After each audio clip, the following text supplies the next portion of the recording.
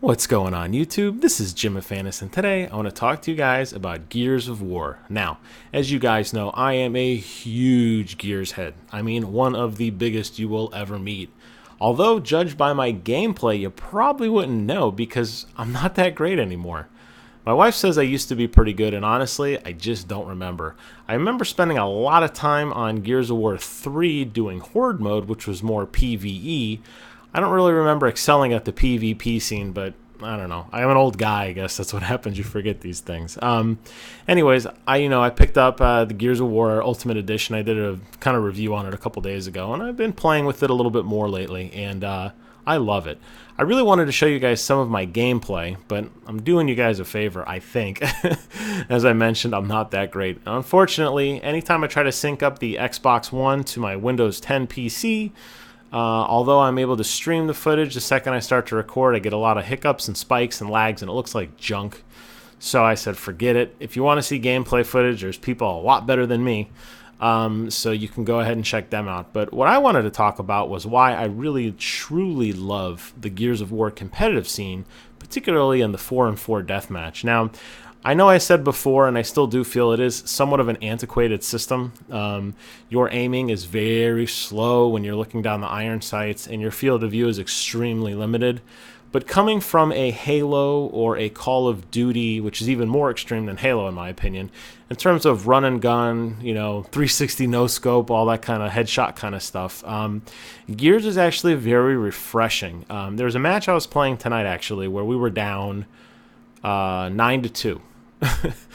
Yours truly had 5 deaths. I was basically walking around in freaking Donkey Kong mode because my head was getting blown off by some dude in a sniper tower every freaking time I turned the corner. It was just death by long shot over and over and over again, and it was pretty frustrating. And you know what I did and the rest of my team did? We camped. And you're probably thinking, oh, one of these guys. But I'll tell you what, it totally changed the dynamic of the game. When we spawned in, we all kind of just walked really slowly and just kind of took positions and waited. And it happened organically, too. There was no communication via the Xbox Live system. Although I had my mic on, no one was talking to me. Or if they were, they didn't hear me or didn't care to hear me. But it kind of organically happened, and it really shifted the match. Now, we ultimately lost 2-0, but you could see such a shift between that initial just getting our ass beat to really slowing the gameplay down. And you really can't do that in those like Halo kind of Call of Duty games because it's so fast, and if you camp, you really just kind of get taken down. But because the game has a cover system, because you're trying to set up angles, sitting back with your Lancer, getting a nice, juicy, full clip active reload, and just waiting, sometimes is one of the best things you can do. And I think because of that, the game can maybe be more for entry-level players, and you don't have to necessarily feel as intimidated. Now, I will tell you that when you get up close with someone with a Nasher, if you have no idea what you're doing, you're going to get wrecked. These guys are bouncing off the walls 5, 6, 7 times before I can even pull the trigger once. And I don't know if I should do the no-scope, or if I should quickly zoom in and try to shoot, or if I should just blind fire. I've seen all the guides online. I know how the terminology, the up and A, the wall bounce, the quick scope, all that kind of crap, the back A, the down, all this shit. I mean, I get it, okay? Doesn't mean I understand it in terms of how to use it effectively, but I'm familiar with what people are doing. Obviously, it's not an exploitation of the cover system, but it's advanced mastery of it, knowing where and when your character will snap to cover and what that does to your field of view and that sort of thing. So when you get up close, though, like I said, you're probably going to get wrecked. But if you play a little smart and you kind of hang back a little bit and kind of assess the situation, use the cover to your advantage, be mindful of when the enemy is respawning and where, I think you'll find that the game is actually pretty rewarding for entry-level players. Now, as you do get better, absolutely, you're going to run up there with the pros and you're going to be point-blank nashing people and that sort of thing. But if you use the cover system to your advantage, sometimes you don't have to be that twitchy and you can flank the opponent. And that's when it's really a lot of fun. When you see an enemy that is pinning down one of your teammates and you can find a way through cover to get up near them and set up this dynamic crossfire situation, it really changes the flow of gameplay. And it's really, really rewarding when that happens.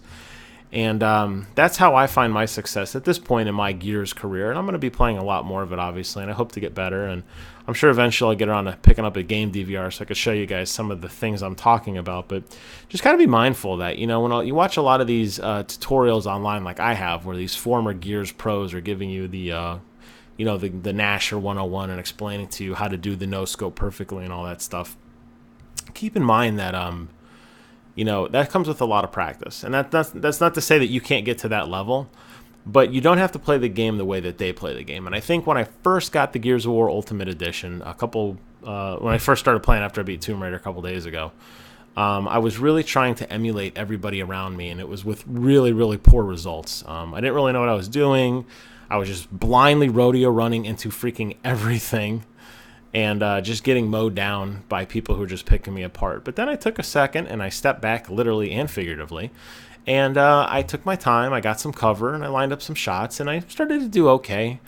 I'm kind of a 1-to-1 KDR, maybe a little more, maybe a little less, but I'm definitely not at the bottom of the score anymore, and I at least contribute to the team in some capacity, whether it be just whittling down enemy opponents or just marking people sometimes is good enough. I found that at least I'm getting a contribution that way. So once again, Gears, one of my absolute favorite games, manages to pull me back in, even without Horde mode, even without the slew of options that I thought Gears of 3 offered that have been taken off the table right now in this offering. But yeah, I'm very, very excited. It's a totally different gameplay experience than most other shooters you guys will play. And I know a lot of you are already playing it and enjoying it, but if you're not, or you're on the fence, or you're watching these videos and it's like, that's not for me, I'm here to tell you that as a layman, it can be done, okay? You might not be the most loved player on Xbox Live. People are probably going to say, oh, Jim, you're a camper, you piece of shit, blah, blah, blah, and that's okay, too. You're just going to come kill me anyway, so might as well just get it over with, right? But I'm going to tell you, when I'm sitting in my little nest and I got my little camper and I'm sitting there roasting marshmallows, I'm going to be waiting for you with the Lancer, and maybe I'll get lucky, maybe I won't. Obviously, the other nice thing about this play style, where you try to kind of take your time and you don't really sprint everywhere, you just kind of assess the situation, is sometimes you can set up for some pretty stellar chainsaws. And I'll tell you what, it is the most rewarding thing in any game that I have played ever when you chainsaw a guy. It just is. Especially one of those really pro wall bouncy players, when you just catch him at that right angle. And there's just a second when you know you're sitting on your couch, your favorite controller in your hand, and you're sitting there and you're thinking somewhere in the world, probably in Eastern, the way they do the servers, probably the same server set as you, but somewhere, let's say the East Coast, okay? There's some dude or dudette sitting on their couch thinking, oh shit, as your Lancer just rips through him very slow. It's a great, great, great feeling. It's a ton of fun.